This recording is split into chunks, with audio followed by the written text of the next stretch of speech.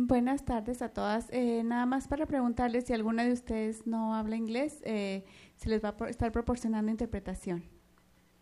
Si me indica con su mano, por favor, y nos podemos poner de acuerdo a ver para darle los audífonos. ¿No? Gracias. Thank you. Well, welcome. I'm so glad you made it out this evening. And without further ado, I am going to turn it over to Dr. Waddell for some opening remarks. Thank you, Ms. Permetti. Welcome tonight, and thank you for taking the time to come out.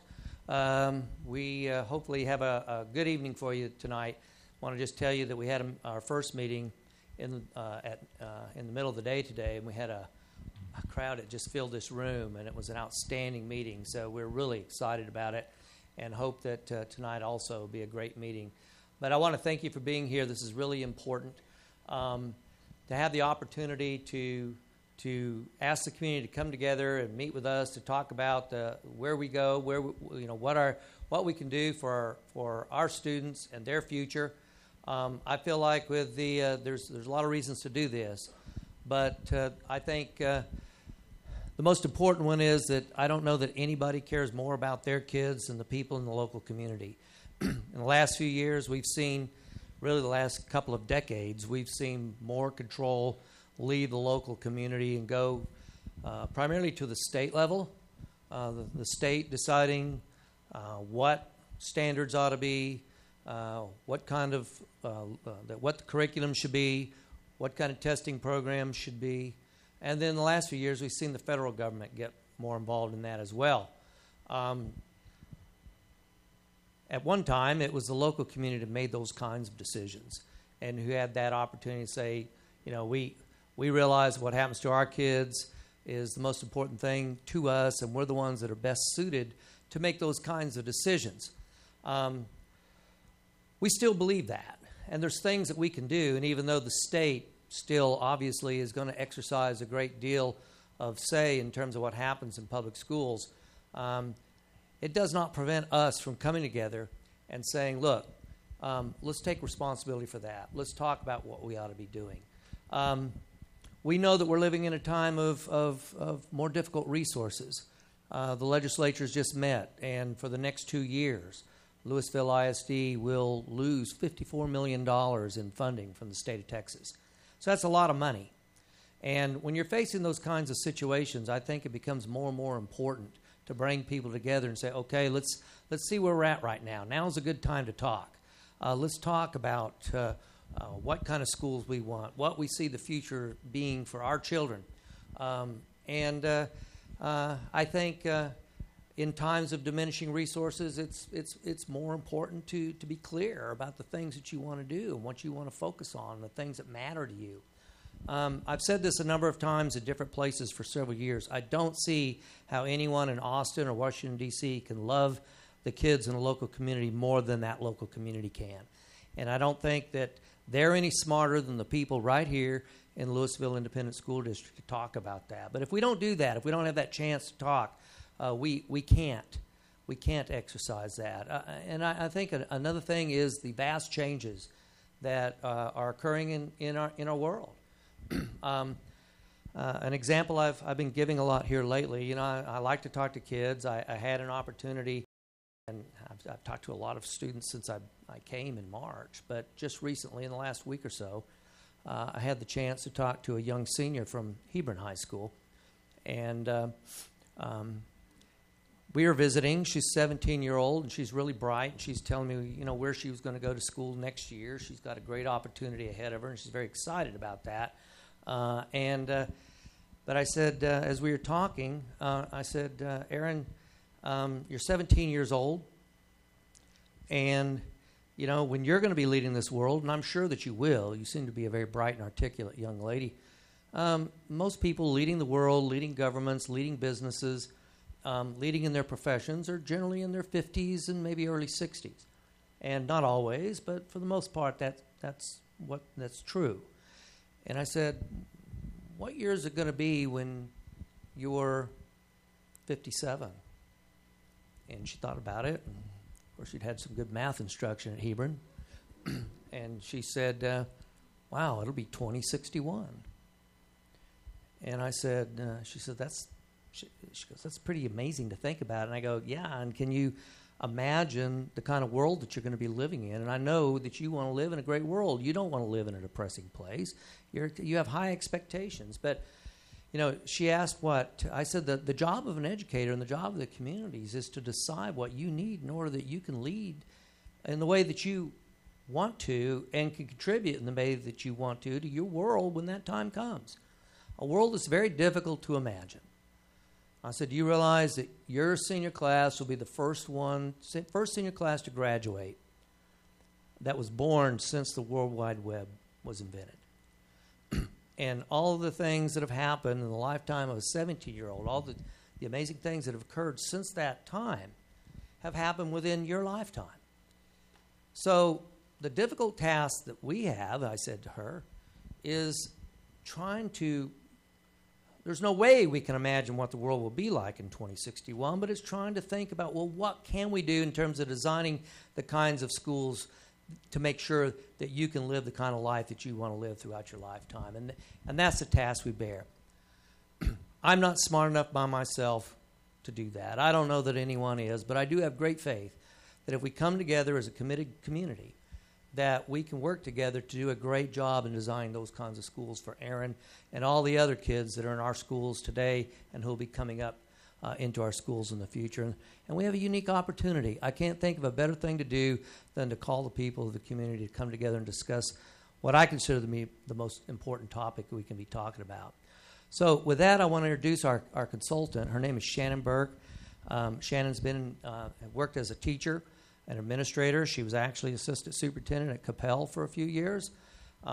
She has been consulting for a number of years, working across this country and also in the United Kingdom on educational issues. And I think you're going to enjoy working with her. And if you would, please give her a warm welcome.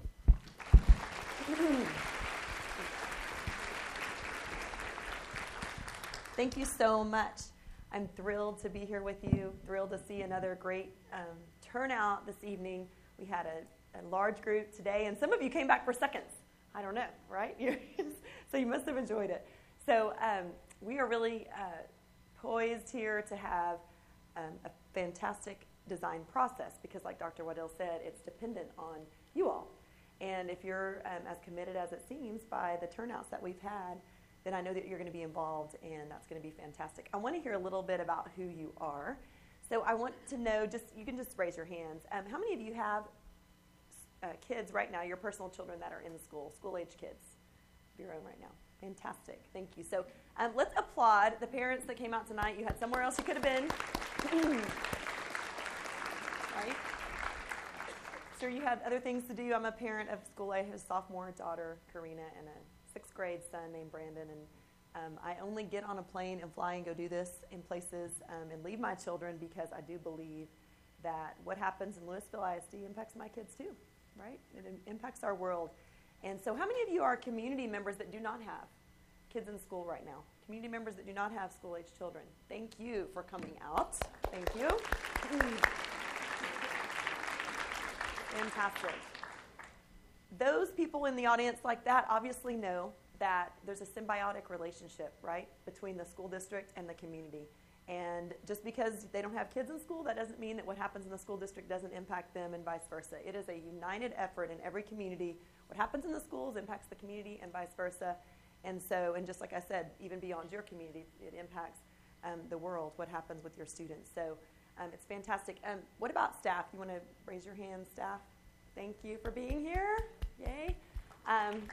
They've worked all day with the kids, and then they're going to come in and have a dialogue with us tonight. So thank you very much. We appreciate that. I think we also have board members in the audience, right? Oh, right over here. We have board members over here. Thank you for your service. We appreciate you. I told him this morning that my husband has served on the school board, and I think the pay when my husband is serving is the same as what you get, right? It's nothing. So we appreciate your service. I know how many nights you're up in the school board meeting room trying to make decisions for the school district. And so just in the very beginning, I want to say, I get the privilege of traveling around the country facilitating this process and working with districts that are interested actually in bringing the community in for decision making. I want to tell you that I refuse people all the time. And the people that I refuse are the ones that say, Shannon, we hear you're a good facilitator and we need somebody to come in and help us get community buy-in. Right? Have you ever heard that term? And then I say, well, I'm not the person for you. Because I don't believe in a process, and I will not be a part of a process where you already decided what you wanted to do, and then you ask the community to come in and you want me to woo them so that they like what you decided to do already. That is not good for you and your community, and I don't want to be a part of that. So I applaud a leadership like you have here that says we want the community to be a part of the decision-making process. We want their input, not their buy-in. We want their input, and then we need their support as we move forward, and we need them involved in the process. And there's going to be several ways for you to get involved. One is obviously here tonight. We're starting this dialogue about what education needs to look like. So we're beginning it tonight. We won't get through all the parts of the process tonight, obviously. We had one of those dialogues today. We got some great feedback and input today. And all of these, by the way, are going to be videotaped. So I want you to know that up front. We're going to be sharing out some things, and just want you to know they're going to be videotaped, and they're also going to be posted on Friday. All the summits, all 6 from this week, will be posted online. So if you're here tonight but you want to hear what everybody else said, you can go in and look at the other, watch the other, view the other summits. There will also be a survey online that you can take, even if you're here tonight, if you want to give some other input. There are going to be other opportunities if you signed up and said, yes, I want to be involved. There are other teams that we're going to be forming from this and focus groups. There's going to be lots of opportunities to be involved and be a part of the decision-making process. So appreciate you coming out. We have a venue tonight that includes a little bit of discussion about kind of where we are in the history of education, and then also hearing from you about a variety of different things. And the first one is going to be what you're hoping for students. So that's the first topic I want us to address is many of you have school-aged children, like you said, or maybe you have had kids in school, or maybe you're just in the community and you have hopes for students and what takes place during their school day. Kids spend 2 million minutes in high school alone. It's a significant portion of their life that they are spending sitting in classrooms. So what do we want them to get out of that, right? What do we want them to get out of that? We have a right to expect that amount of time of their life that's being invested in education results in something. And what I want to ask you is, what are your highest hopes for that time? What do you want? What do you really hope for those students? So I want you to you can think about your own kids, obviously, if you have those, or grandchildren, or nieces, or nephews, or you can just think about the citizens of this community that are going to be graduating out of their schools. And we're going to, later in the evening, we're going to get an opportunity to talk about what we need to be doing to make these things happen. But right now, the conversation that I want you to have is, what are your highest hopes?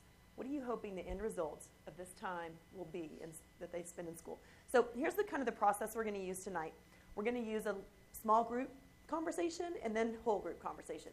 So we're going to start with this question, and I want you to just share with the people around you that's convenient to speak with, and we're going to do that for about 3 minutes, just generate ideas and think through and kind of reflect together.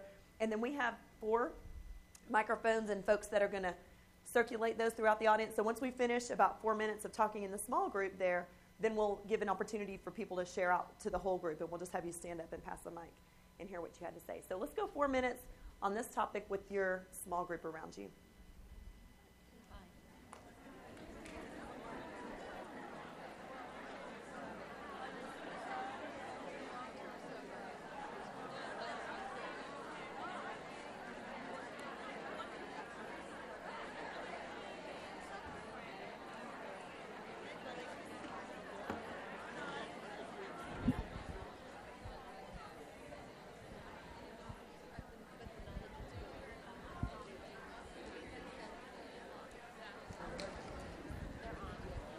Thank you, my dear. They're on.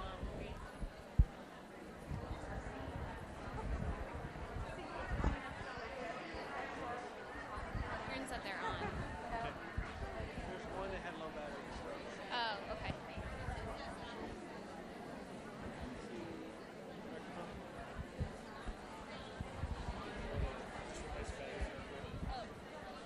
Just in case we're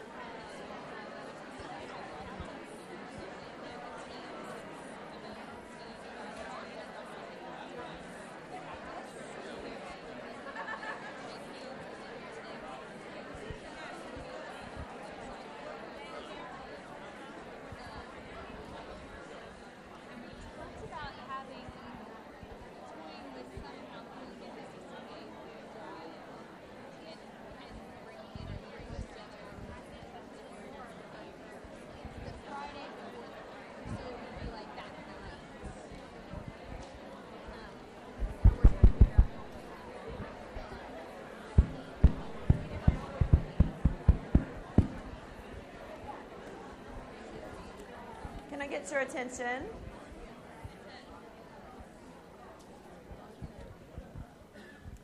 Awesome. Thank you.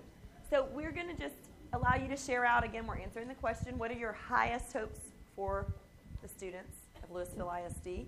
And so if you'll just stand up, if you want to share out to the whole group, then we'll find you and bring you a mic. Not everybody at once. Thank you. My highest hope is that when students graduate from high school, they have the skills that they need to pursue a career that they want to pursue, and that they don't have to end up taking jobs that they hate because it's the only thing they can get. That's great. That's great. Thank you. So they have choices in what they pursue. Fantastic. Oh, yes. Okay. Our group said that, first of all, we want students to be challenged. We want them to be pushed to their ability and not simply be pushed down and go with the average, that we want those challenging courses for them. We want the challenging things for the students to be able to do. We want them to be resilient. We want them to be able to know how to work. Problem solving. I agree 100% that the world in 50 years or 20 years or 10 years from now is going to look quite differently than what it is right now. But to think that this school or any school can give the students the information and the skills that they're going to need right now, that they need now, is going to be adapted to them 10, 15, 20, or 30, or 40, or 50 years from now is kind of silly. So what we need to be able to do with our kids is to give them those skills of being resilient, knowing how to work, and this gentleman said, talking with college professors, to be able to be creators and designers. And that means taking the technology of the workforce, which is spreadsheets and graphs and charts and things of that sort, taking data, looking at data, being able to take that data and discern what is appropriate, what is not appropriate, be able to put it together in a conclusion where it makes sense, to have independent thinking, independent workers. Those are the skills that the workforce says that they need. Those are the skills that our college professors say that we need to give them. And I think those are the things that we need to be concentrating on rather than what is the information or even the skills, because the skills and technology that they learn today is going to be outdated tomorrow. Fantastic. And again, you have to look at the purpose of technology too. Is it just for fun and games, or is it to be able to do, as this gentleman said, the college professor wants, is to take those spreadsheets and things and to be able to use them and adapt them. Mm-hmm. So you're talking about the soft skills as well as some things with technology, et cetera.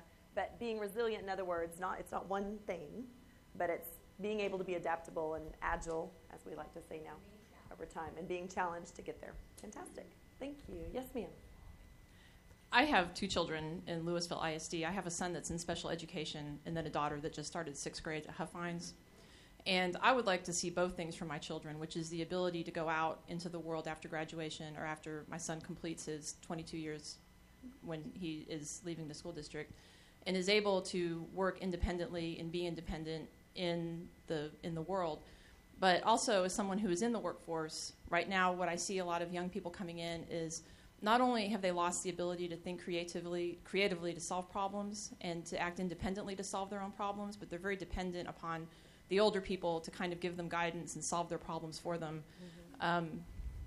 But also there's a sense of entitlement that I think is very dangerous. They come in expecting to be the boss, and they're not really wanting to know how the reason why things have been done in the past. Sometimes there's a reason for that, and just because you're new and just graduated from college, you don't know everything, and you're not entitled to be the top person.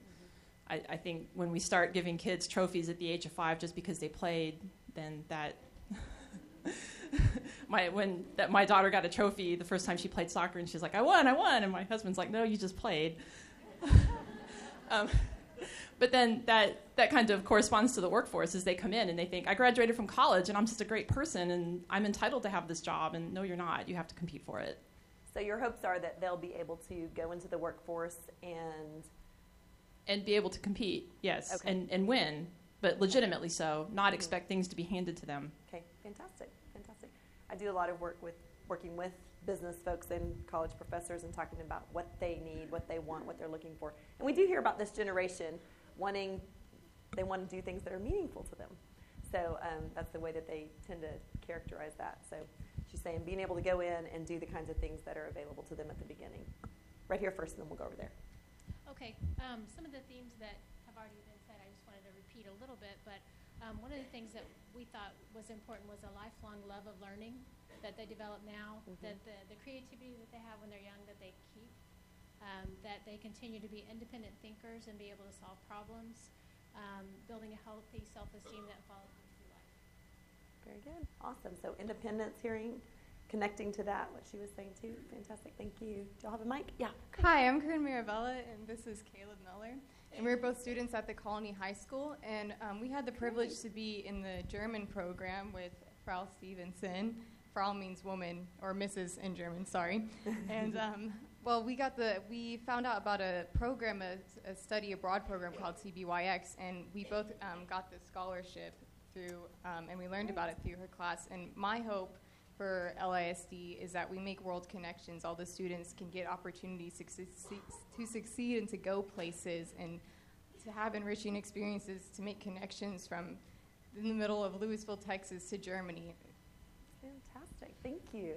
I would also hope that with this exchange program, we could also start building more international connections, because so often students develop a paradigm here in suburban Texas, and increasing international connections through video conferences or exchange programs, we start to help these students see that there's more to life in the world than this one so often narrow box that is created by public education here in America. Fantastic. So a global awareness of what's out there, maybe not having necessarily to travel, but even using virtual technologies to do that. That's great. Thank you, students. By the way, I didn't acknowledge students before. Thank you for being here. Fantastic. Are there other students here? I should have asked that earlier. You raise your hand if other students? Okay. Well, thanks for being here, guys. We appreciate y'all. Yes. One of my hopes is that at some point in time, piggybacking on the lady with the children in special ed and other programs, is that we develop our kids' potential for where they are and not try to keep squeezing them into these college boxes that we seem to be. Our politicians seem to think that every single person graduating from high school is going to go to college. And we need to be able to develop programs for these kids that are going to be our tradespeople in the future. Not everyone is going to have a college degree, and we're going to shortchange these kids that actually have technical skills that we need for the future. And we're kind of short-sighting it on that. I think building in those programs and having them to be as honorable as a college degree is something that's important for our kids, because many kids get beaten down because they're not fitting into the college path, and they think that their worth is less than what it is. And there is a place for everyone. We just have to find it. Okay, there you go. So your hopes are that they have a variety of choices and that they feel valued for those choices, regardless of what those choices are. Fantastic. Thank you. You good? Right here. Karen? Take this last one. Hi, I'm a teacher, and I currently teach pre-K kids. And my hope for the future, I know that all the things that have been mentioned so far are very important, but I also hope that we figure out a way to be able to mix the arts in with these things so that we're not so totally technologically minded that we lose sight of some of the other things that make life worthwhile and valuable. And so I would kind of hope that we could, include the arts in these things that we choose to do. Okay, great. We have an amen from the front row. Very good. Fantastic. Well, I applaud you on your hopes for students, because you do have high expectations. You do want them to have things that will make them succeed, and I appreciate all the variety of things that we heard, but a common thread running through that as well. So what we want to talk about for just a few minutes is kind of, can the current system do those things? And then if not, then what do we need to do differently, and what do we need to quit doing so that we can do something differently? And so I want to just take you through real quick. The point of having the conversation start with your hopes is that we know that you need to begin with the end in mind. You need to think about where you want to go before you start talking about how you're going to get there. Otherwise, it's probably, Stephen Covey said it in a very eloquent way about beginning with the end in mind, but Yogi Berra probably said it in a way that's more easily understood. And that is, if you don't know where you're going, you probably won't end up there. probably end up somewhere else. But we really, if we're going to order steps and the process we're going to go through is going to be actionable, we need to know where we're headed before we start doing that. And even if that means that it's not specific to a set of skills, but in fact includes what we've heard already here, which is the flexibility and adaptability and agility that students might need. There's another reason, Dr. Waddell alluded to this when he was speaking earlier, there's another reason to go through a process like this, and especially in these times it's important to do that, because without a process like this, we have a lot of what I like to call random acts of good intention, right? We're doing a lot of good things in our schools right now, and I don't live in Lewisville, but I know by reputation that you're doing some great things in your schools right now, absolutely. But without a set, very clear direction, sometimes we get at cross purposes. Sometimes we have to work harder and longer and at things because we're not all focused in a clear direction. And so it's really important to have a way to say, okay, when our resources are diminishing and we're maxed out on all the time that we're spending all the time we can, there's no way to spend more time on something. We've maxed out our human resources. Anybody, by the way, that staff in here, anybody just sitting around waiting for somebody to tell you what you need to be doing? You don't have enough to do in a day. Anybody feel that way? I figured that. Oh, you? Okay, you just lost your job. No, I'm just teasing. No one raised their hand. But there's not like an excess of human resources, right? And I'm sure Dr. Waddell, board members, you're probably not sitting in board meetings going, what are we going to do with all this extra money, right? That's probably not the problem that you have. I'm just guessing. But so we really have more scarcity of these things. So we have to be more focused.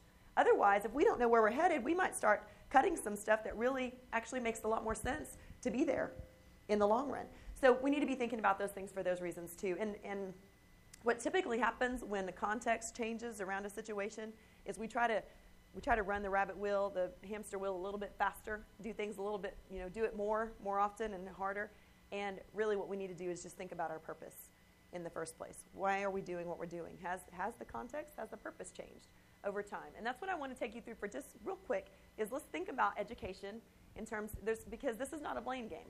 When we talk about changing education, it's not a blame game. It's about looking at the context and deciding what's appropriate in the current context and what we need to do in that context. So if you look at when education really was first formulated in this country in the 1800s, late 1800s, these are just paintings, artwork from that time. And what I want you to look at is just like what's happening in their lifestyle then, right? What was the main type of economic, what's the trade? What are people doing in this time? Agriculture is mostly what fueled the economy. There's some artisanry involved too, and usually people in their work worked in small cooperative groups, worked together on tasks that were a large variety of tasks, not the same kind of thing. And you see play kind of imitating that, and you see the classroom preparing students for that kind of life. Small kind of cooperative groups, and I'm just going to call this Education 1.0. Okay, this was like our first kind of formalized education. Then we get to another time in our history. What is this? Industrial Revolution. And you see the workplace looking very different, right? Very different from what we were seeing those images earlier. You see actually repetitive tasks in a group setting, solitary work in a group setting. And you see the classroom again, which really was the time when we mass-produced education in our country, imitating that and preparing students for that kind of workforce. In fact, it was also a system set up, and it's this is good stuff right here, right? You see the curriculum as well, right? Stand erect. Karen, stand erect. Health is better than wealth. Did y'all know that? Because it's true. Yeah. So eat fruit. That's right. So you see the curriculum, but this is what we're going to call Education 2.0, because this is really when we mass-produced education. By the way, industrializing nations around the world today are trying to imitate and have that system put in place. It really was amazingly effective. You think about what happened in America during that time. What happened to our economy? Skyrocketed, became the #1 economy in the world. The education system that helped to make that happen was very, very effective for the context, very effective.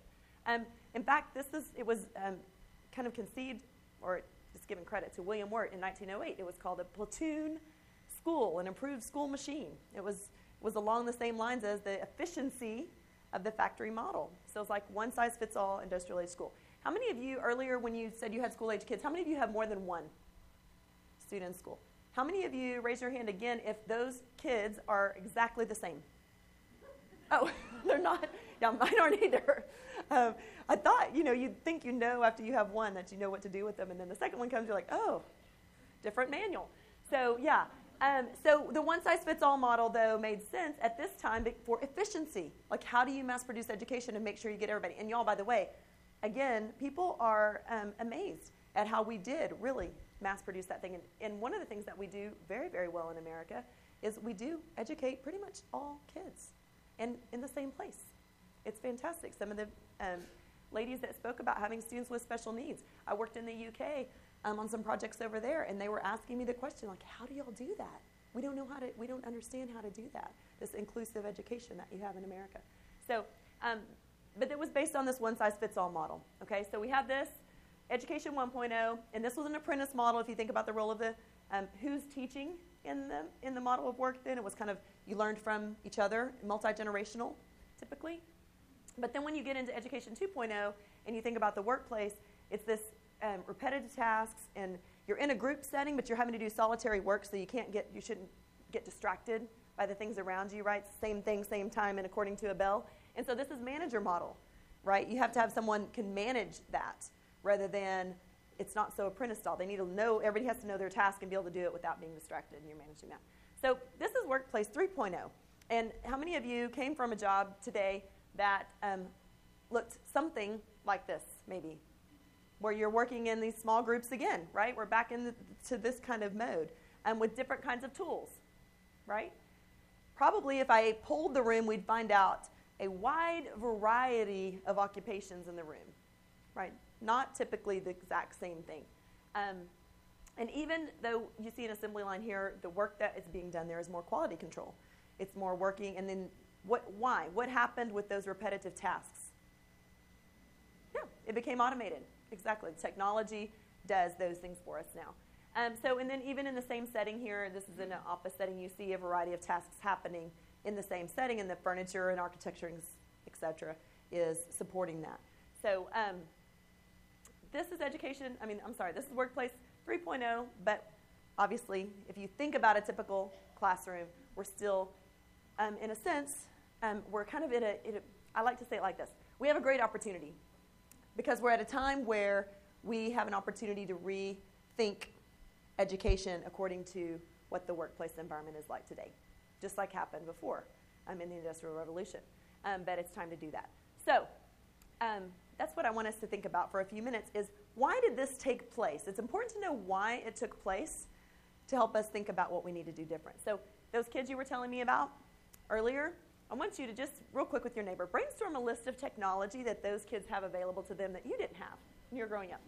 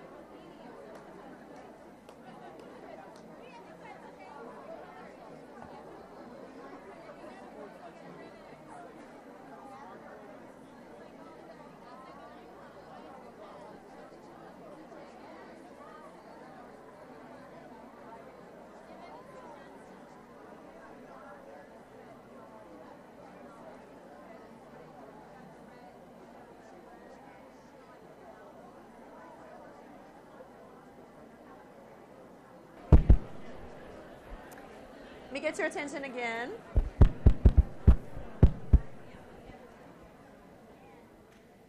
So this could be a super long list, right? We could talk about this for a while. But let's just hear, we're not going to use the mics and stuff. Just throw out. What was some of the things that you talked about that they have available that you didn't have?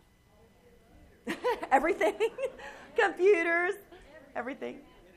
Internet, okay? And Dr. Waddell said that earlier. Really hasn't been around that long. Television. There you go. Okay, wait. Now, no one say electricity. If you said electricity, you don't have to share that with the whole group.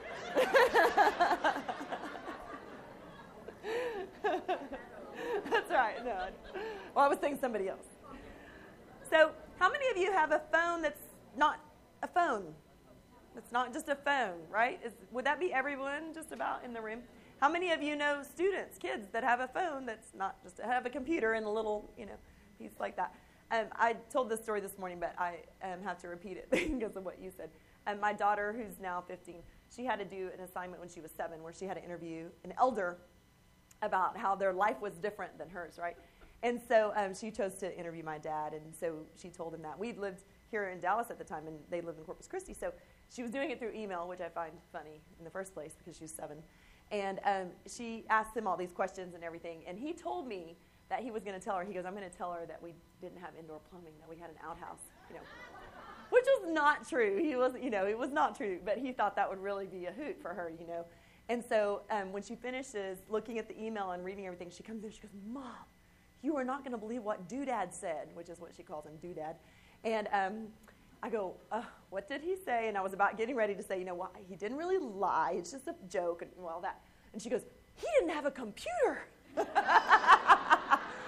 So her whole, that was so much more amazing to her, than the other stuff. She was like, that part, who cares? But he didn't have a computer. So, of course, I had to confess, Karina, I didn't have a computer either, So then, of course, I became an elder as well. But it's changed everything, right? It's changed everything. And not that we haven't had technology throughout history that have changed things, certainly. But a friend of mine has a company that they coined a phrase, replexity. The rapid complexity, the change that's happening so quickly as a result is what's different. So there's lots of, and it's impacted the workplace in a very profound way. Because it's more portable, right? This looks like pens, but it's called spot technology. It's a projection technology where it's a computer, and it projects the keyboard and the screen, so you can kind of take it anywhere. And I know you know about smallness, right? Everything's gotten smaller. We went from records to 8 tracks to cassettes, right on down. So you have a smartphone. What does your phone do for you more than just be a phone? What else can it do? What? Camera, internet, temperature, weather, calendar, takes pictures. What? Okay, I hadn't heard that one before. Yeah, that's good though. Phone book. Oh yeah, books. Yeah, you can read on it. It's books. Yeah, I think you were downloading some earlier. So it's kind of everything you need in one. So technology's gotten smarter, as they say. So it's getting more portable. It's gotten smarter. By the way, y'all remember Chia Pets? So what do you think a Chia Pet and a cell phone have in common? Any ideas?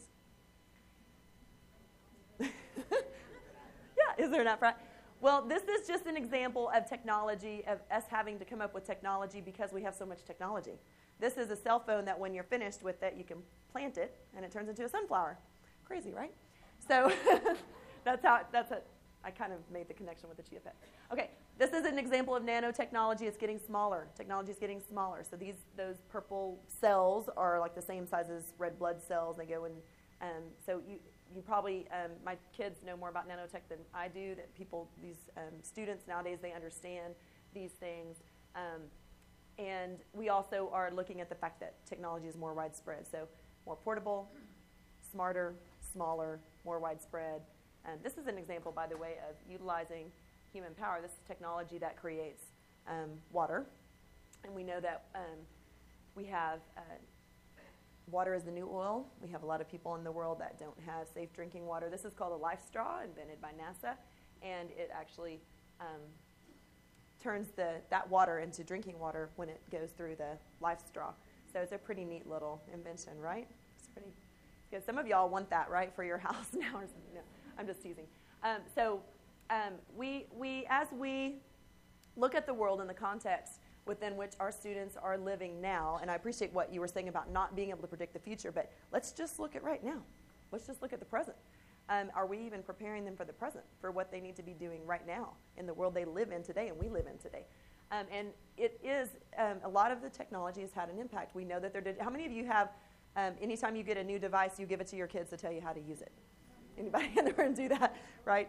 Yeah, or your husband. Oh, good for you. So they're digital natives. They understand these things almost like an immersive experience, right? Just like learning to speak at a young age. They get it because they've grown up with it. We also have a population explosion.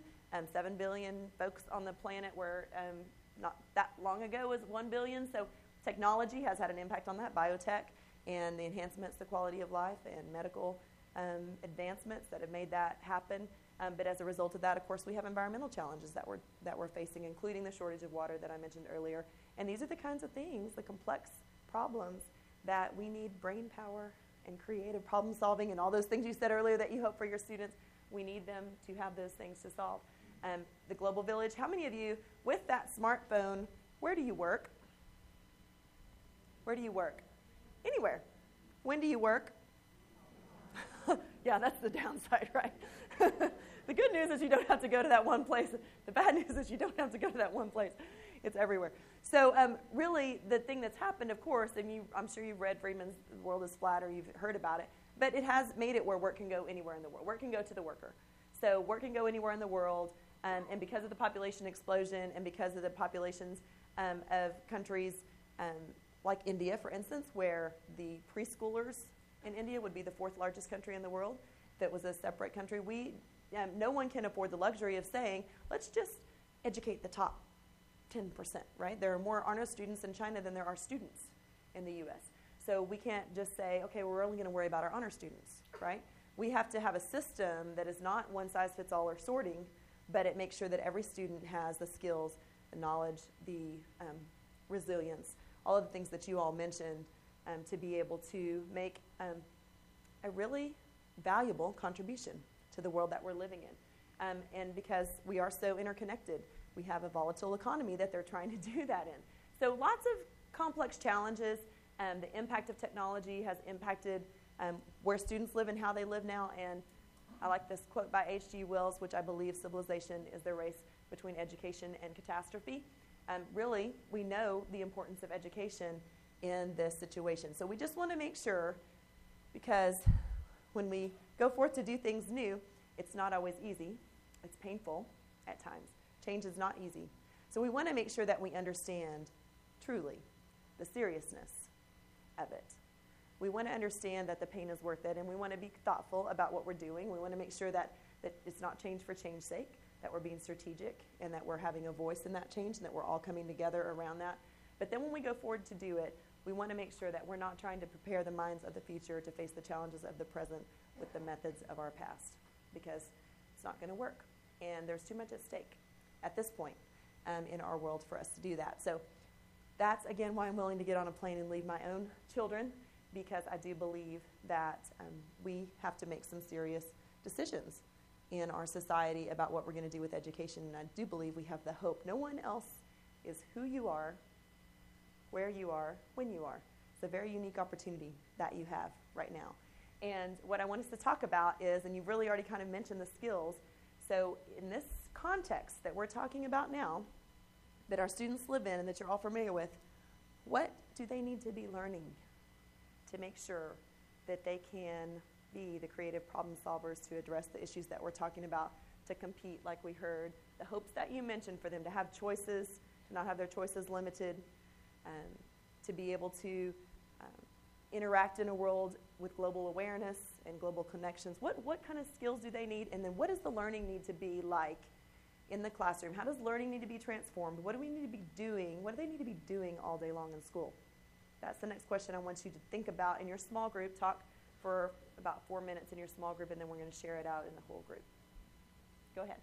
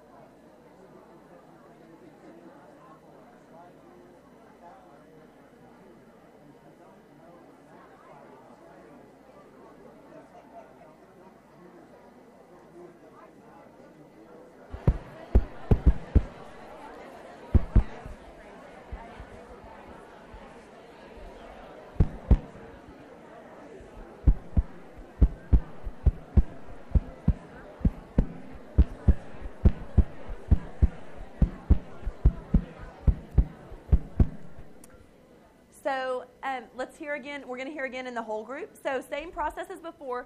Let me ask you this. Yes, sir. Oh, you ready to speak? Awesome. So here's what I'm going to ask you to do. Again, you're going to stand up, take a microphone, and if you'll just listen and make sure, because we may hear some of the same things, it'd be great if you hear somebody else say something, it was something you were going to say, either say something else that you said, or don't say it, right? Or just sit down. But we'll try not to repeat so we can hear a lot of different ideas. By the way, we are, besides videotaping, we have someone transcribing all of these, so you'll be able to see the written, the pieces, not my part, but the pieces that you guys are sharing out as well. So yes, sir, you want to start for us? That'd be fantastic. Thank you for sharing.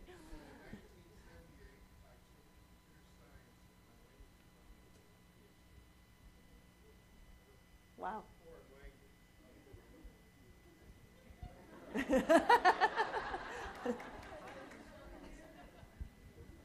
Good switch out. Yeah, we have more. And when I graduated way back then, 2 + 2 was 4. Yes. And I bet you that today, 2 + 2 is 4. Yes. My concern is that creativity without a foundation is not creativity, it's chaos. I was just reading a book that said in 1898, production in the United States had outstripped demand, which is why we became an imperial power. Mm-hmm. Now, without some of that kind of knowledge that we think is new today, we're talking about automation, they were talking about it in 1898, and guess what they were looking for as a market? China in 1898. Who are we looking at as a market today? China. So my concern is that technology is just know-how. There's nothing fancy to it. And if our children don't know how on some basics, they're not going to be problem solvers. They're going to be problem creators. So what do you feel like they should be doing in school? I think that in the early grades, we ought not to be trying to teach critical thinking skills to children who don't have critical thinking capacity. I think in early age, we better be creating a foundation of information and knowledge. Then we build on that in later grades in terms of critical thinking. I can't creatively think about 4 if I don't know that 2 + 2 = 4. Some of the research, it is interesting to look at some of the research on that, and I'm sure you're familiar with it, about what happens to creativity over time in school and what happens when they do the test of that. Because what they find, and there's a great video online that Ken Robinson has that details that research. And of course, he's the creativity guru, if you've seen Ken Robinson's stuff. But what he shows is that when they do those tests, that when students come to school, they're actually pretty highly creative. And actually over time, they get less and less and less creative. And he tells a great story about a girl drawing, and the teacher says, "What are you drawing?" And she says, "God." And she said, "Well, no one knows what God looks like." And she goes, "Well, they will in a minute." And the idea is that she has confidence in her own ability to be creative. And he tells that story to say that when they come to school, they have a lot of confidence in their creativity, and over time, they lose that. So what I'm hearing from this group is their hope is that in those early years, it'll be more about the basics. Is that accurate, what you're saying? Okay. Yes, foundational. Yes. Kind of building off of that, I was actually a gifted and talented student in high school, and I was, deemed as highly creative or whatever, and right-brained by all the tests that I took in middle school or whatever. And I found that once I got to high school, that a lot of times what I thought as multiple choice tests did not bespeak my abilities, and so I failed to study for these tests oftentimes, and I could actually pass without learning any of the material with about a B+. And I don't think that students these days are actually comprehending or analyzing the information which they receive. And that disengages them from any kind of, critical thinking or analytical thinking. They're just realizing, well, this answer is the answer to this question, and then that's as far as it goes. And they don't get the time to actually explore a field. And so I was about a B+ student until I got to college, when I was actually able to analyze things. And, well, then I was a straight A student. So we actually kind of need to support these kind of thinkers a little more, instead of catering to the minimum. Thank you. So talking about transfer and application of that instead of just the multiple choice test kind information. Thank you. Who else wants to share? Yes, great. Right back there. Oh, Sarah. I come from a recreational natural resources background, and I think one of the ideas that I have for what students should be doing in school is you need to get students out of school, and especially in the sciences. I know there's a real trend of American students not going into the sciences or the math or the mathematics, excuse me. And I believe there's no substitution for hands-on work, especially in the biological sciences. For example, you have the Lewisville Lake Learning Environmental, the LILA, the Lewisville Lake Environmental Learning Area down there. There's no reason why you couldn't be taking students that are learning about biology down there to work on a wetlands, or, to do a deer count, or to learn about birds. And I think it would also help a lot of students who have difficulty learning in the classroom but do a lot better with their hands or are visual learners. Okay, so what we can be doing more of in school is getting out of school, right? Learning out and the other resources that you have available. Thank you. Well, this lady and I have been talking. She's a kindergarten teacher. I'm a creative dramatics teacher in elementary school, and I'm a huge advocate of collaborative work and getting kids out of a little desk. But at the same time, she's like, well, all of this technology is great, and I said, well, I'm a really big advocate for being able to find the answer through other means if we can find some other way of creating a new thing out of old information. But she said, but what happened? But what about the basics? What about when they're trying to learn 2 + 2, like that gentleman said, if we kind of leave that behind, what if technology disappears one day and, nobody knows how to boil water anymore? But at the same time, I think that it can be incorporated when you do the hands-on thing like that lady just said in collaborative work. I think a lot of those basics actually end up just coming naturally to children. Seems to be what I've seen in the little kids going through the creative process with them quite a bit, being a creative drama teacher. So you're saying that part of what they need to be doing in school is finding their own answers and using resources to do that. I think a lot of people seem to be afraid that they're not going to get their basics, and I think that it actually does happen naturally. I don't discount the necessity of them getting that, but I think that a lot of people are afraid, we're all so, this technology, what happens when people don't know how to add 2 + 2 anymore by themselves? They are going somewhere else to find that information, and I think that kind of is sort of intuitive. I think it actually does get learned in a type of classroom environment. I think that maybe we should be going towards in that collaborative type of atmosphere. Sure. And so we're not, by the way, saying it has to be all one way or all the other way, right? We're saying we're building on a foundation that's already been laid for us. And just because the context has changed doesn't mean that we throw out the great things that we've learned from our previous education systems. We look at what we need to keep, what we need to do away with, and what we need to build on. So you're right. These ideas, what this lady is sharing, is these ideas don't have to be in conflict with each other. These ideas can work in concert if that's the way that this community decides you want to go forward. You have it, Mike? Great.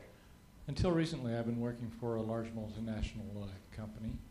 I would suggest that part of our education also needs to include, we talk a lot about diversity, but I would talk about cultural diversity, and our children need to have an idea that we live in an island and that the world does not revolve around the U.S. We have got to not only be able to expand technologically, but we've got to be able to understand other cultures. That may be reflected in our languages that we teach, in the experiences that we have, and exchange with other cultures. As we think about the world is flat and other related topics, I think that our children need to understand, to be able to compete in that world, they've got to understand that world first. Fantastic. So that global awareness piece and connecting outside of that range. Thank you, sir. Go ahead. I'm being really brave because I hate to stand up and talk in front of people. Thank you for being brave. I just have to parrot a little bit about what everybody's saying. I totally agree. I'd like to say I'm a kindergarten teacher, and I see that those things need to be there for young children, but I think that goes all the way through college. I have 3 adult children, and not one of them enjoys any kind of history or knowledge about the world. They're just perfect with any kind of technology you put in front of them. But I think technology needs to be a vehicle, and I think, first of all, we need to hook them. They would come home and say, okay, Hitler did this, and they would watch little boxes that told every date, but not one of them had any gut feeling about what was going on in World War II. They didn't understand anything about the Industrial Revolution. It was all like regurgitated information. And I think if we can get them to have a vested interest and just be excited about history or any other subject, they can use any kind of technology and be, excited about it. They're excited about what they're using with technology right now with, Angry Birds or whatever they use. If we can get the educational part into it and have them look and research at any age, I think it would be great. Fantastic. So finding the relevance of their subjects to their life and helping them see that, and then using the technology as a tool. And by the way, my kids were not educated in Texas. It was another state, way west. Nobody's fault here. No. Way west, she said. She doesn't. A state to not be named. But yes, ma'am. Go ahead. Okay, I think basically what we're all saying is that children's minds are wired differently now, and so the way we present that information to them is what's important. Yes, we need to get the basics, but we do need to get their attention, and we need to figure out a way to use that technology to get that information to our students. Fantastic. Thank you. Thank you very much. Yes. Yes, ma'am. In addition to all the good comments that I've heard, particularly, I guess, as the kids get older, but even when they're younger, I think it's important to teach them to be able to work independently, but also to be able to work in groups and communicate in groups and have shared responsibilities. I know a lot of times my kids, they're fine plugging and cranking by themselves. They hate the lab projects. They hate the group projects because they have to depend on one another. They have to talk to one another. But those are critical skill sets for them to succeed in life. So I like that that's part of the school, and I think that needs to be a good balance between independent thinking, independent working, but group setting, group environment, working together and communicating. Fantastic, thank you.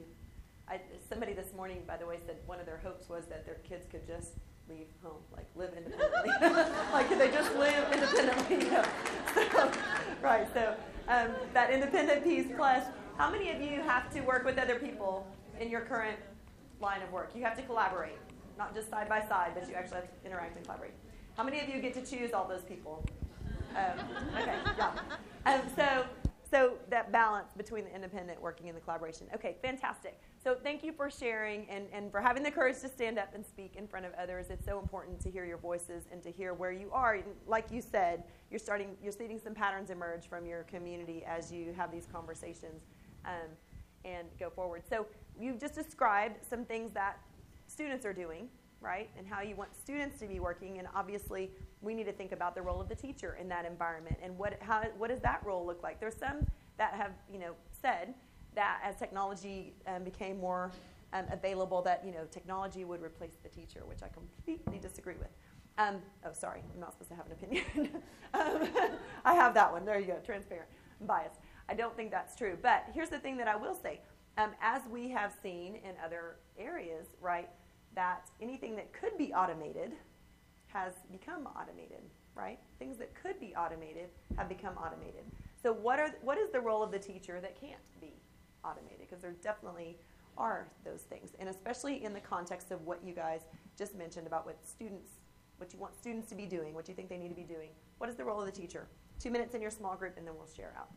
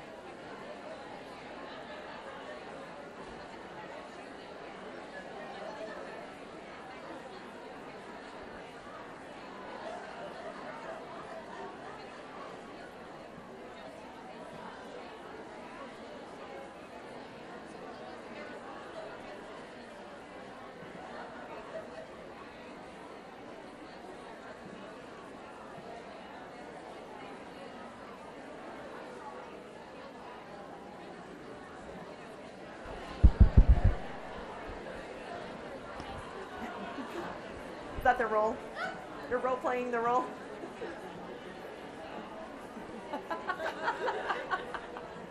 I love it. Can I get your attention again, please?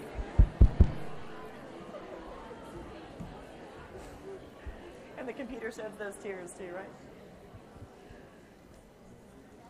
Okay, same kind of format, and just want to hear from any of you that want to share out what you talked about in the small group. What is the role of the teacher in this environment, in this context that we're discussing in your hopes for kids and what you want them to be doing? What's the role of the teacher? You don't want to role playing or show time? we have a physical demonstration if you want to. Sure, go ahead. Yeah, sure.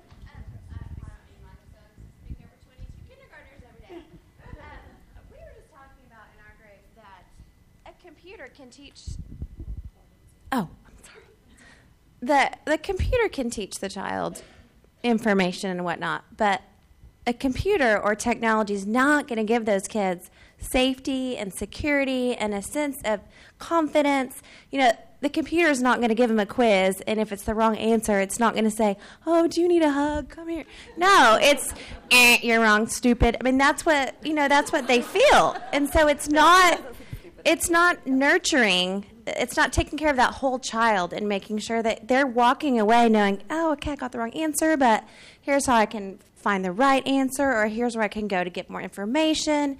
It's just one-sided. It's right or it's wrong, period. And that's not, in my opinion, what education is about. The role of the teacher in this environment is the relationship piece. Is that what y'all are saying? The role of the teachers is that caring piece, the relationship piece, and the encouragement. And I'm sorry, and piggybacking along with that, the encouragement, the support, the teacher needs to be that facilitator. They need to be the one, the designer that gets the information to them. They need to be able to know their students. They need to be able to know the way we process information. I mean, back in the ancient times of the Greeks and the Romans, they knew that people look at things and process things differently. There's some people that process things through meaning, that they have to have meaning. It has to have relevance to them, or otherwise it means nothing. There's other people that have to have the information. If you don't give me the facts, they could care less. There's others that have to have the hands-on. They have to be in there and working with it and doing it and understanding it that way. And then there's others that take it and they have to go the what if. What if I did this and what if I did that? And those are those creative souls that we keep on saying that we want. So the teacher has to be that one up there that is able to give that to all of the students. Now, that doesn't mean that they have individual lesson plans for every child in the class. That would be impossible. But it does mean that they design their lessons so that they're meeting the needs of how we process information to all of our students. That top 10% that's extremely important that they are challenged. Those special ed students that it's extremely important that they are also given the skills that they need to be successful in life. And just the regular student that may not be in any of those categories, but yet they also need that as well. The teacher, the human factor, the relationship is what's most important.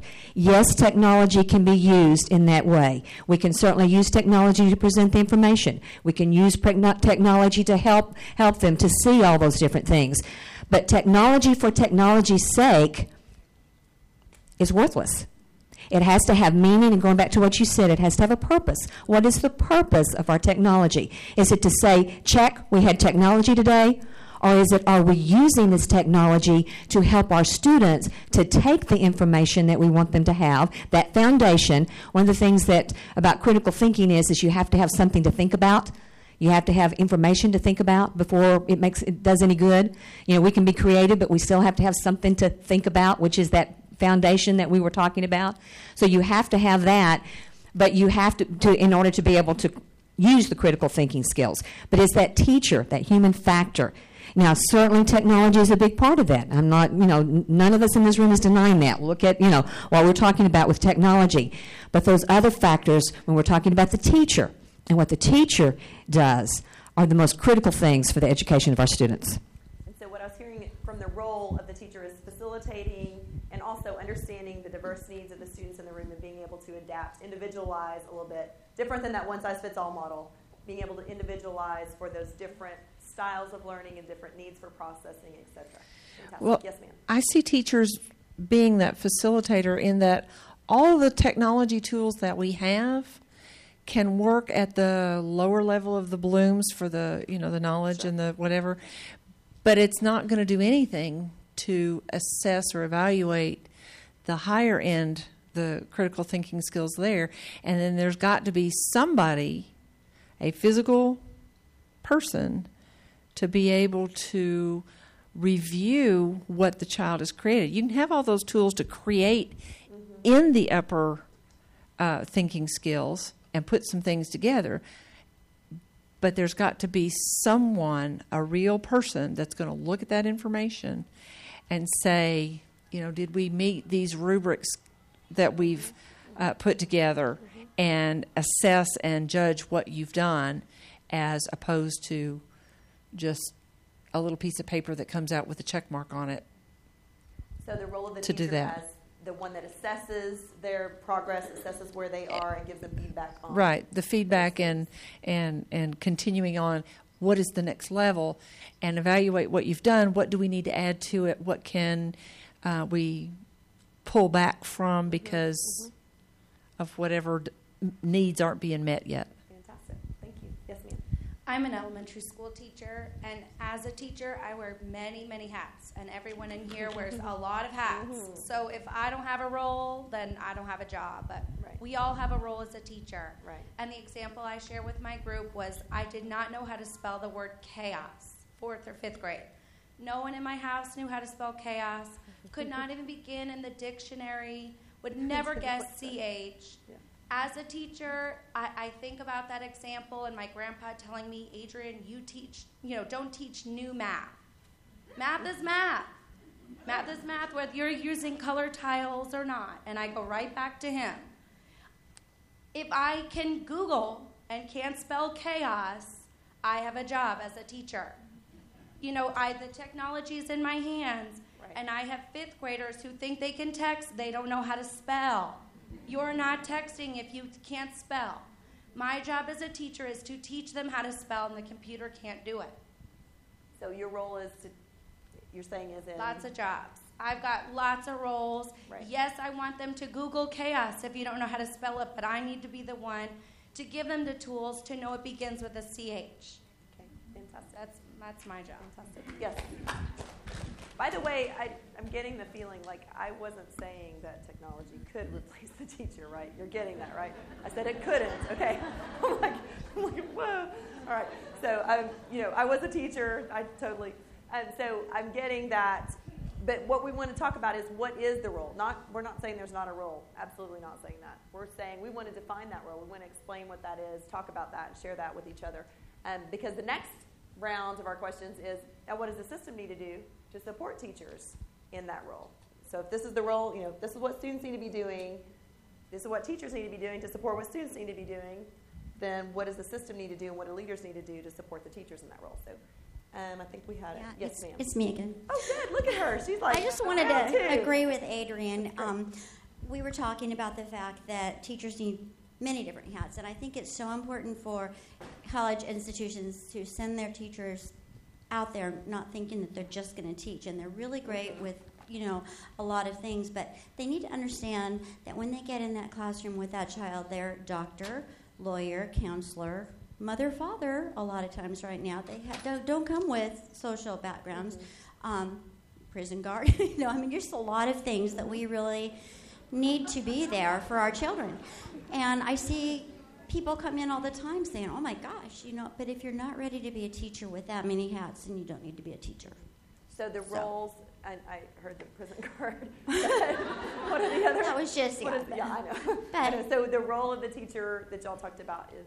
It's all encompassing. It's not just, we're educating, on one level. You have to blow their noses for, depending on your age, but you have to be there for them in so many different ways that I think that comes as a shock for some people. Multifaceted. So. Yeah.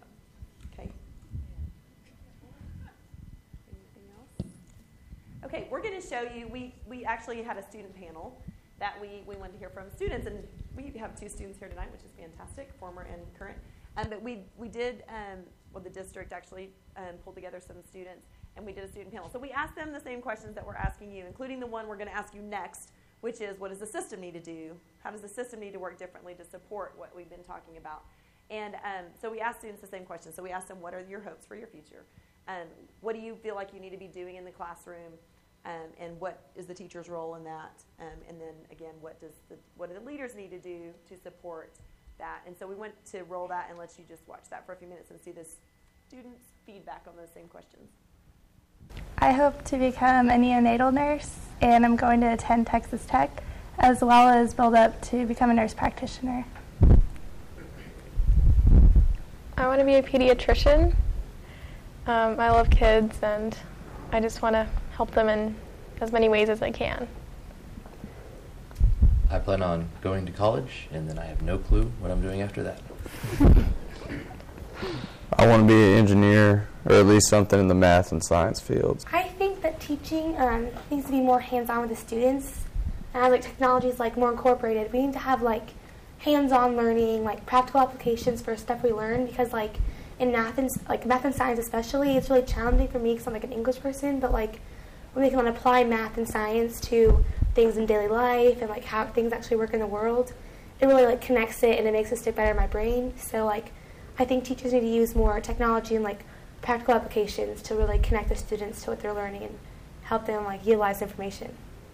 I think the new bring your own technology thing is a step in the right direction, because if you're a doctor and you don't know what a word is, you're going to be let me find my textbook. You're just going to get your phone out and search the word. So in real life, it's not put your phone away, put your laptop away. You can use all your resources.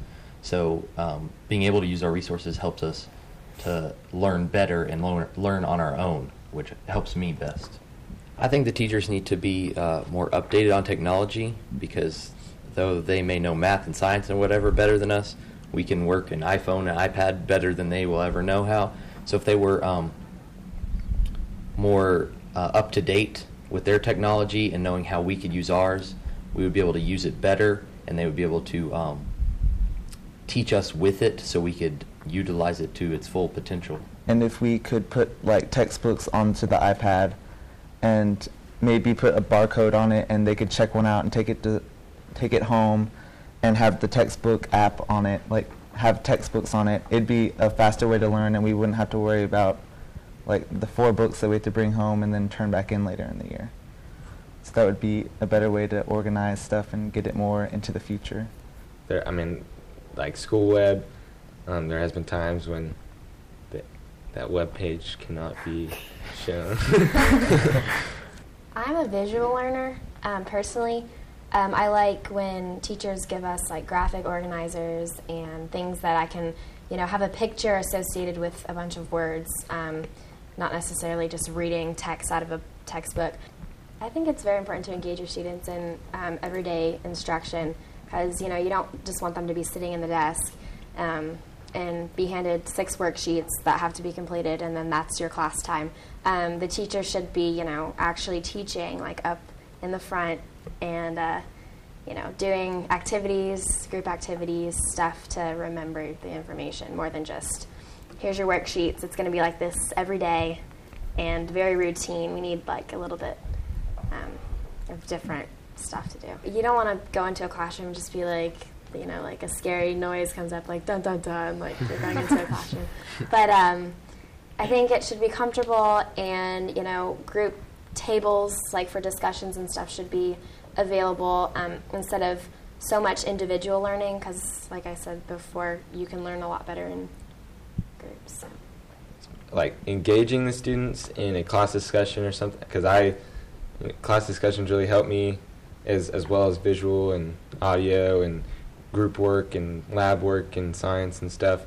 I think it's important for teachers to help build a mutual respect between the students and the teacher, as well as just amongst the students in general. It's just kind of, all right, I can do the math here, but what is this? And I got an AP test in May, so I'm really trying to understand what's going on before we move on to the next thing. So being able to work in an actual lab with the materials that we're learning about, hands-on with my peers, and just being able to comfortably talk about it with the teacher and other students really helps me. That goes along with the hands-on thing. It's just kind of being able to really see it. I think if more outside world hands-on activity. I think as far as the school district being run better for our education, it's a whole generation gap thing again, because they grew up different than we did, so they learned different. Like, they didn't have video games and all that stuff, and the higher-ups are normally older, and they grew up in a different time, and they weren't exposed as much. And with TV and everything bad and different now, we just learn different, and I think they really need to study and figure that out, that we're not just like them. We didn't go out and play when we were bored when we were little. We played video games, so it's a generation thing. I think that if something gets removed, there should always be something to replace it, and reasoning as to why it benefits us in a better way. I think so, because we're doing all of these information sessions and all of these things to try to change the future. I think definitely in 10 years it's going to be maybe almost the total opposite, and we're gonna hope that we were in that environment rather than how we are now, I guess.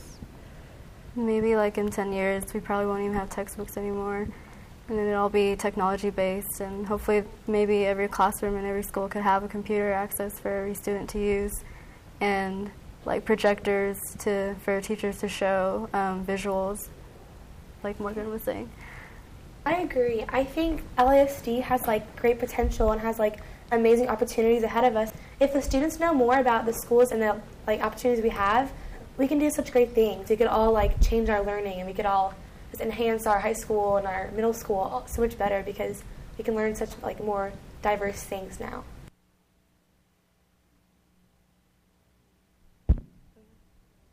Okay, awesome. So, aren't y'all glad to know about the higher-ups? I love that part. Yeah, because they're so old, they don't understand us. That's right. Before television. See, there you go. You should be a superintendent. Interesting, though, to me that you hear from the students a lot of the same things that y'all were saying about the diversity of different learning experiences, even being able to do some of the outside learning experiences that y'all talked about, hands-on, using technology as a tool. But you definitely heard also a role for the teacher in their minds of this facilitating the class discussion, helping them understand how to use their tools, and those kind of things. So just neat to hear from the students always. And by the way, we have students involved in our process from the beginning to the end, even on the design team. We have students serving on that also. So we want to have that student voice and involved in the process as well.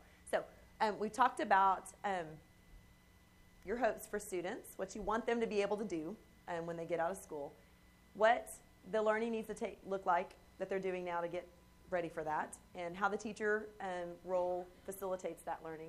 And now we're going to just talk about the system itself. So the system that we have talked about earlier, and how it was created. And Sir Ken Robinson says this, and I think it's a good thing to think about. Just you can strip education down to its essence, what you really need for learning. And then one of the things that we've done is we've really added a lot to it without thinking about what we need to take away. We keep piling stuff on. And so those teachers that are trying to fulfill those roles with many hats, like we're hearing about, lots of stuff keeps getting added onto that plate. And so without thinking about what should we take away? What should we quit doing, right? If we're going to continue to do all these things, what should we quit doing? So that's one of the things he says. He says if we could just strip it down to really what we need. And so I want to give you some context for that, to think about the system. There's lots of pieces of our current system that might be barriers to the types of things that we're talking about that we feel like that you all are saying students need. And so I want you to think about the system right now, just the current system of education, and make sure you do take some time to think about what you need to take away, because in times of thinking about making changes, building on the foundation you have, it's important to think about, you don't have extra resources like we already talked about. So you need to be thoughtful about what you're going to strategically abandon so that you can use time and money and human resources for the kinds of things that you want to add. So just a few minutes in your small group and then back to the whole group. And let me give you one caveat. We're going to talk about this part later, but there are constraints that are put on, and Dr. Waddell alluded to this also at the beginning. There are constraints certainly put on the system at the state and federal level. And some of those things are obviously out of our control. So what I'd like to limit our conversation to here is what we can control. So let's just think about what we can control. You can walk down a hall in the school and you know there are classrooms in every school. You walk down the hall and you know all the things you've been describing are happening in some classrooms right now in your school district, right? They're absolutely happening within the constraints of the state and federal systems. So it's not that you can't do what you're talking about, but what I want us to talk about the system that would help all teachers and help all schools be able to do the things that you're describing, I want us to talk about things we can control at the local level right now and not get bogged down in things that are outside of our control at this point. Okay? So 2 minutes in your small group again, and then we'll share in the whole group.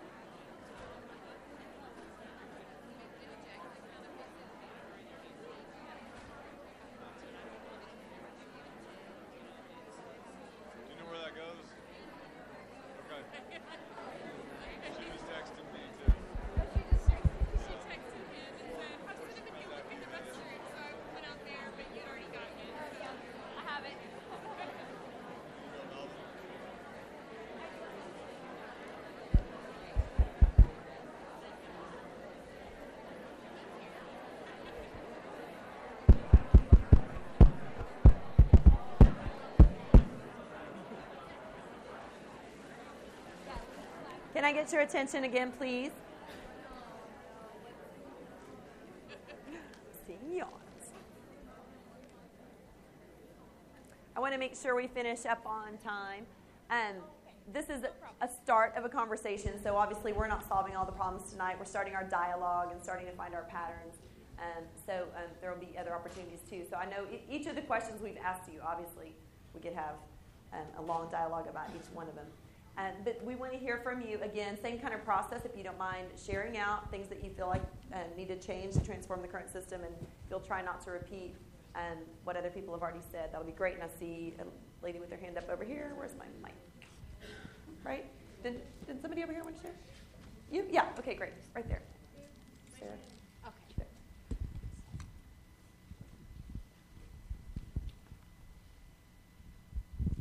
I know that you are probably thinking of the academic aspect of what we could do, but also teachers now are having to do more secretarial duties. Round of applause, yay. Taking attendance in 2 different places is ridiculous. Having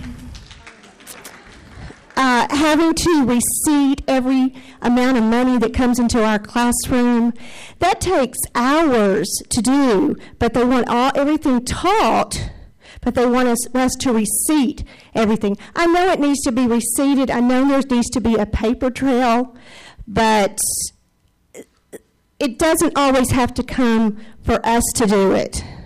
Because besides filling out special ed paperwork, MTA paperwork, parents calling you, asking you to fill out doctor's paperwork. There's a lot more to it than just teaching the child. But you're saying one way to transform the current system to allow you to do that is to take away some of it from us and put it on someone else, yes.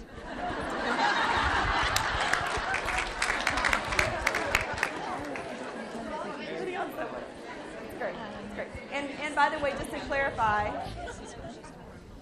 I was not just asking you about academic. That's part of the system. That's absolutely part of the system. And actually, the longer a system goes, by the way, and especially when the context changes and the system doesn't actually fit the context anymore, there is more paperwork. It becomes more bureaucratic over time. And so it adds to the paperwork and all the different facets of the system that try to keep the system and the organization going and running as a system. When the context has changed and it doesn't really fit, that's what adds to that load. So absolutely, we weren't just meaning the academic piece. There's a lot of facets to it, and we want to think about all aspects of the system that could be transformed and taken away to allow these things to take place. So thank you for your contribution. Somebody back there? Yeah.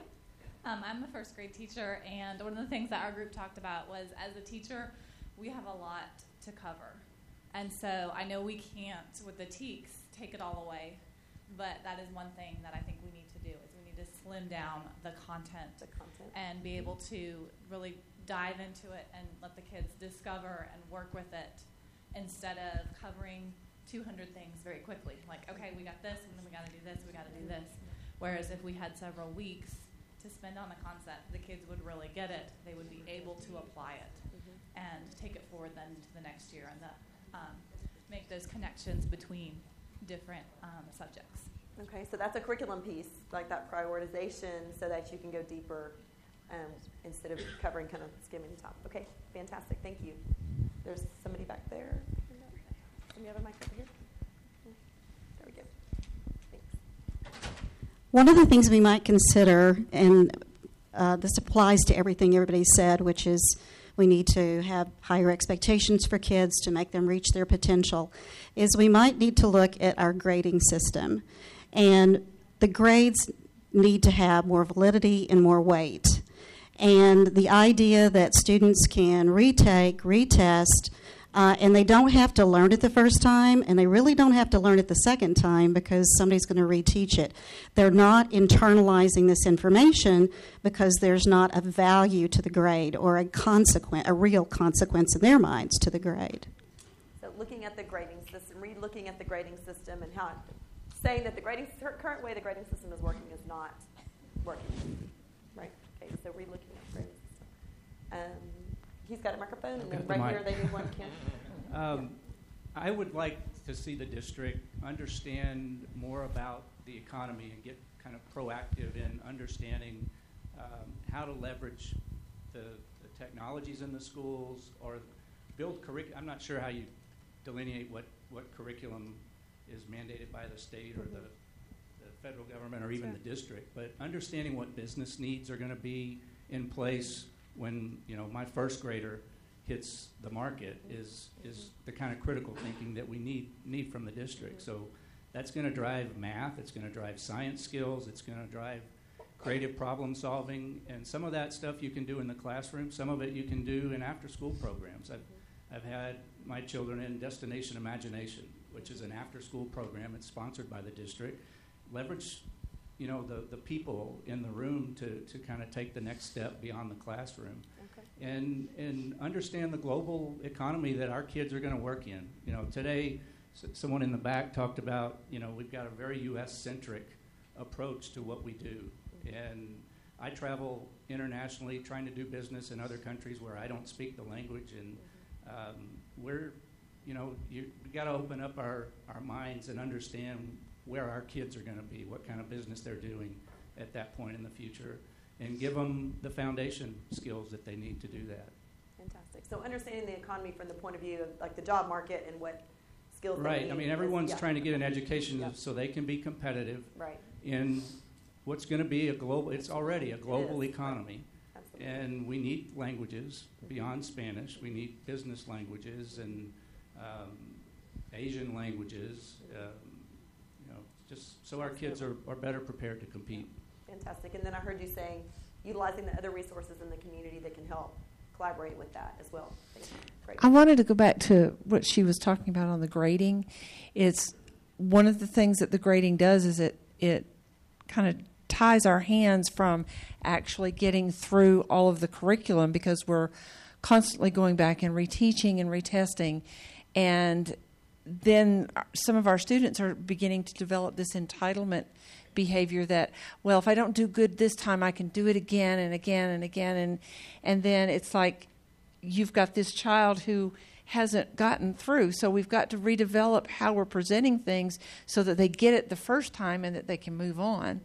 And I think this retest, reteach, or the reteach, retesting cycle is becoming self-propelling, and it just doesn't seem to stop anywhere. And so eventually we get bogged down and we're just actually hitting the tops of the curriculum rather than working down to the depth and the complexity that we need to be building in. So and so piece along with the grading piece is what it's there's got to be something, because, in today's economies, we don't get do-overs. And, it's in the job market, if you've got to do something over, it's costing some employer money, and that's not going to make the bottom line happy. And so it's got to be propelled to where it's important to do it right the first time. Because at one time we've been a world market and we competed at a very high level economically. And, we were doing a lot of things right the first time. And now we're kind of falling down on that. And the competition is stepping up because now they're doing it right the first time. Okay. Is there a microphone over there? Yes, go ahead. Hi, middle school counselor and parent of a third grader. Our group spent most of its time discussing the ideas that would be open to take away, textbooks, hard copy textbooks, perhaps going to an iPad format or something electronic that they can be updated more frequently than every 7 years or so.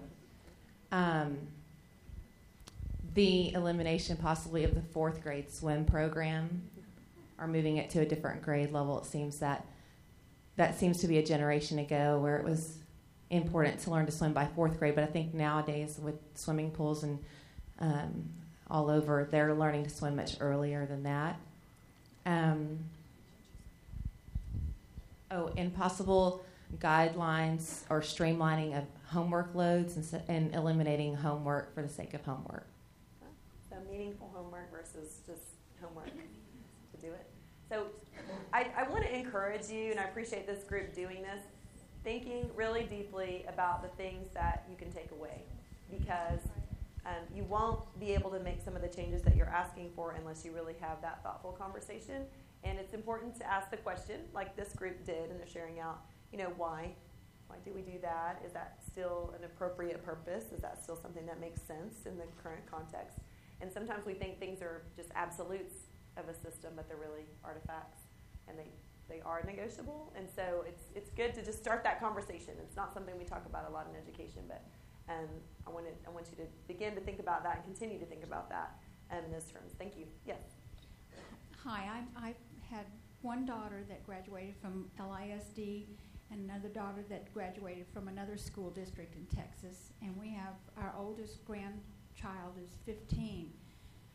And I'm listening to all of you educators out here and the successes and the struggles that you had. And the item or the subject that's being missed in all of this. And as a parent of two Texas graduates and grandchildren, it was a team effort on our part. as parents and as our children. We didn't send our children to school, but to have you guys or you teachers do everything. So my question is where are the parents in all of this that you're going to be talking about the next 2 days?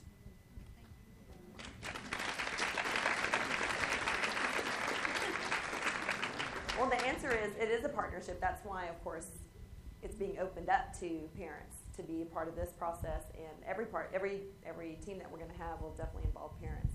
Actually, at least 50% of the team will be made up of people that are not staff.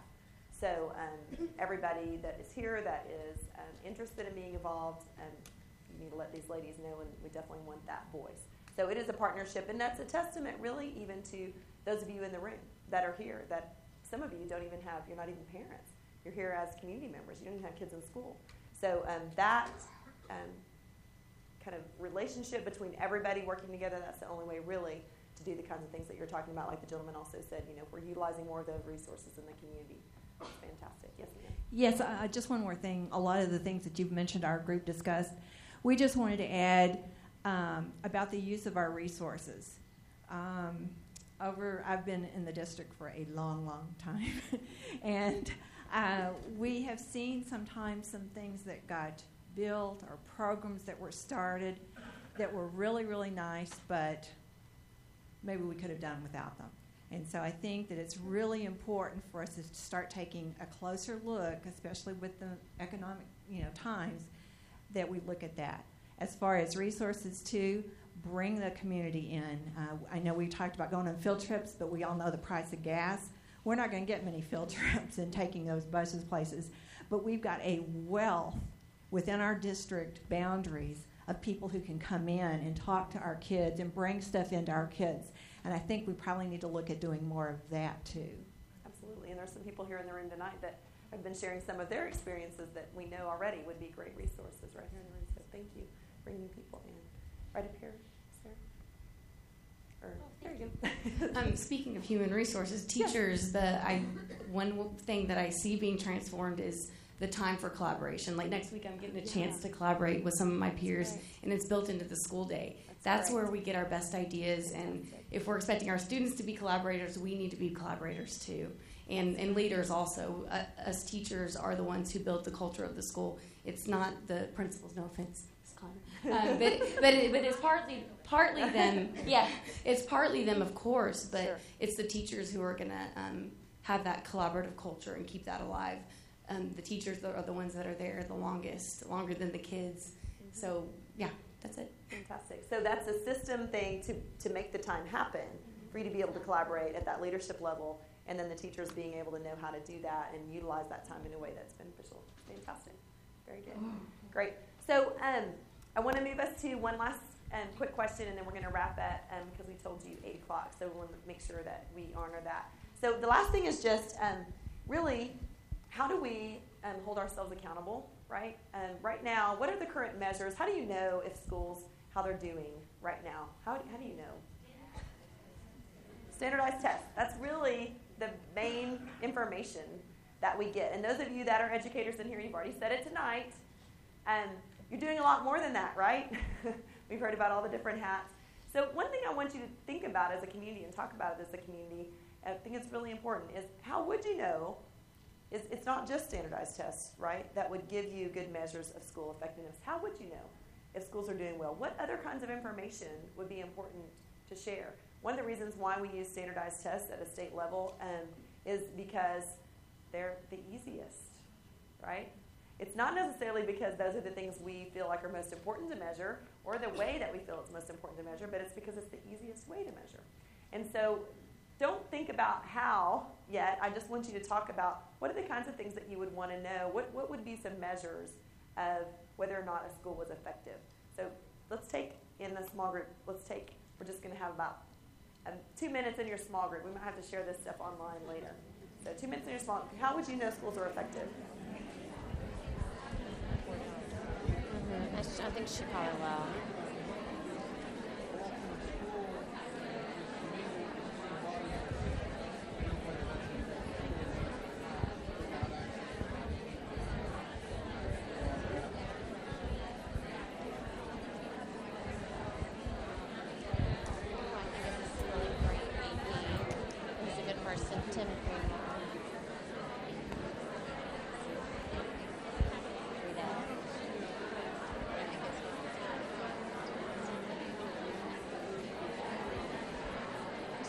so responsive and quick and polite. You know. Okay. Is that on? No.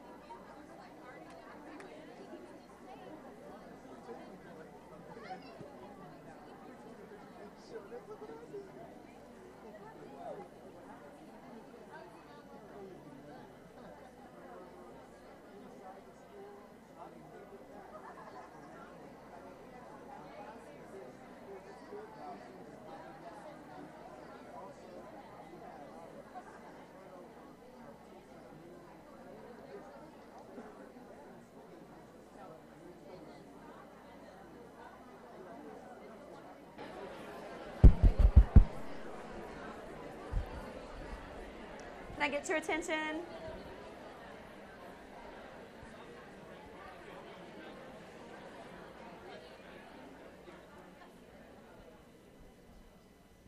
There's going to be a survey available online, and the survey has some questions along these lines. I'd like for y'all I'd love for you to go on there, and we'll talk in a minute about all the different ways you can contribute your input just besides tonight. This was intended to be a forum where you could have dialogue and talk with other people and generate ideas. But we definitely want to hear from you from this particular point of view as well. And that survey is on there for you to add your comments as far as school effectiveness. So I want to wrap up by just saying you have an amazing opportunity here. That one, the top quote was in Time magazine in the year 2006. But yeah, if Rip Van Winkle woke up today, the only place he would recognize is school. Because it's the only thing, really, if you look around in the past 100 years, that hasn't changed as much as the things around it. So we want to definitely embrace the kinds of things, and we really don't have a choice. I mean, we don't have a choice. This is where we are living in the times that we're living in, and so we want to make sure that we are preparing our students and being fair to them, right? Because they don't have a choice either. So we want to make sure we're being fair to them and utilizing a lot of the things that you all have talked about tonight for those kids. There's a group, you're not alone, by the way, in this quest. There's a group that's been working at the state level, and I wanted to mention that as well. There's a group of superintendents that have been working at the state level and we're networking together, working together. Dr. Waddell actually has been a part of that group for the past several years. They've been working to, in fact, they wrote a document called the New Vision for Texas for Public Education in Texas. It's at the website there, www.tassanet.org. And the way it was written is kind of like a Declaration of Independence, kind of like freeing ourselves.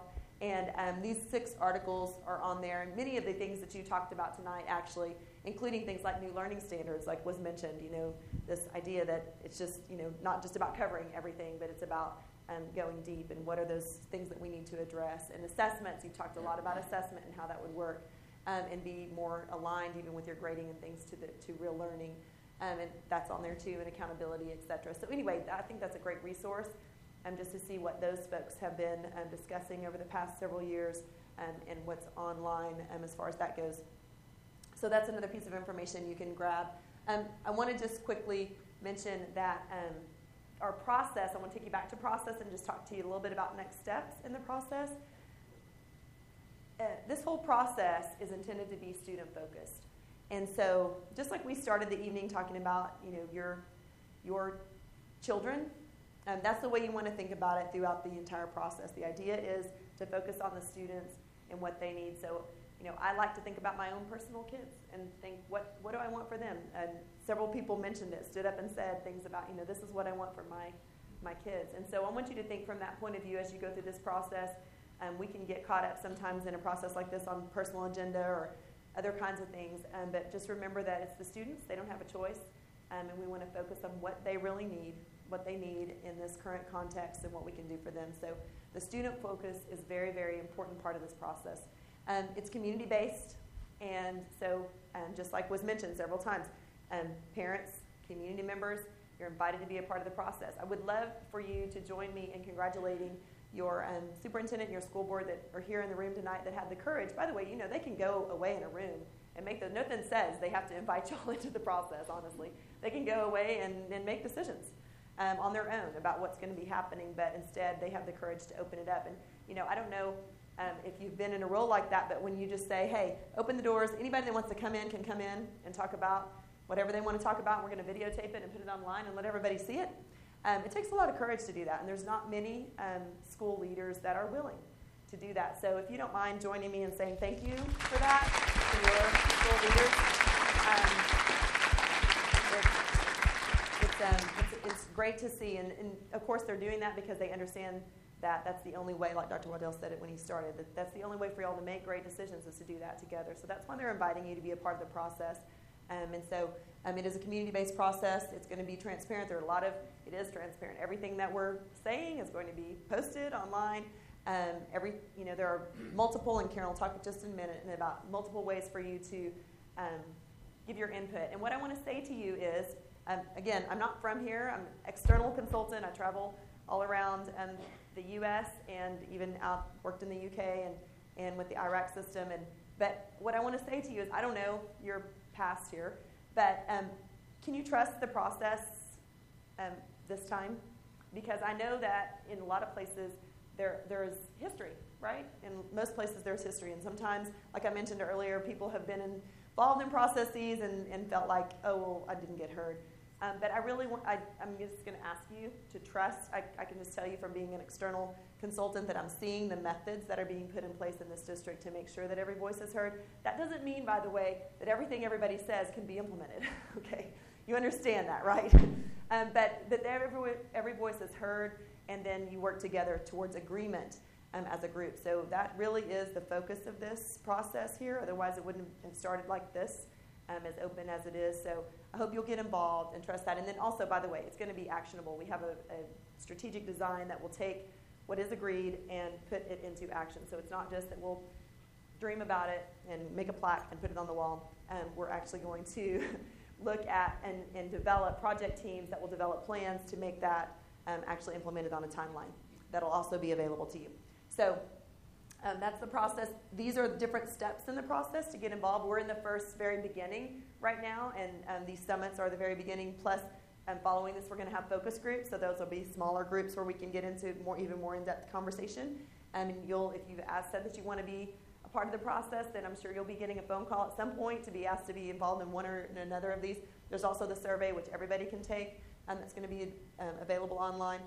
Then we'll go in November and December into kind of a more focused, taking all of that broad-based input and pulling it in with a strategic design team to work through some specifics into project teams. And by January 2012, not very long, but we're hoping to have the new vision put together for what has been shared. And that doesn't mean throw everything out, by the way, because I've heard a little of that in here tonight, like anxiety about that. So that doesn't mean throw everything out. That means build on the things that are great and get rid of the things that don't work anymore, and really be strategic and intentional about the decisions you make together as a group. So continue to stay involved and be hopeful about what is going to be happening. I love some of the comments from the students, like, LISD can do great things. You hear that girl say that at the end. That was really neat. She was like, we have a lot of potential in this district. And so the students feel that way, and I know you feel that way or you wouldn't be here tonight. So appreciate your participation. I know Karen wants to talk to you for a minute about how to get involved. First, thank you for coming out on a Monday night. I'm sure y'all would rather be home with your families, but I'm so honored that you chose to be here for 2 hours and go through this process. Just a few things. One is that, as you see, we have video cameras going on, and we are videoing all of our summits. So on Friday, we are posting them online. All 6 will be posted, so if you want to check out what other people have said, you're more than welcome to do that. We will also have a survey on Friday, basically mirroring the same questions that Shannon Burke has shared with you. We're going to post online as well, and so we'll be continuing to collect feedback. So if you are out, lunch, dinner, please, with friends as you're getting the mail, walking the neighborhoods, bring this conversation up because they still have an opportunity to participate, even though it's somewhat of an online tool. And the third, I ask that you, as you leave today or this evening, think about one thing that really moved you here that you didn't know really anything about when you're brushing your teeth this morning, and take that time and share it with a friend or a neighbor to get them engaged. We still have 4 more summits, and we really want to fill all of these seats. This is really a community dialogue that we're having tonight, and we just kicked it off. So again, thank you for coming. We'll be back staying behind if you have some questions. We do have Twitter going on, and so we will, if you want to follow comments on our web, we'll post that, so we'll have that as well. Thank you again.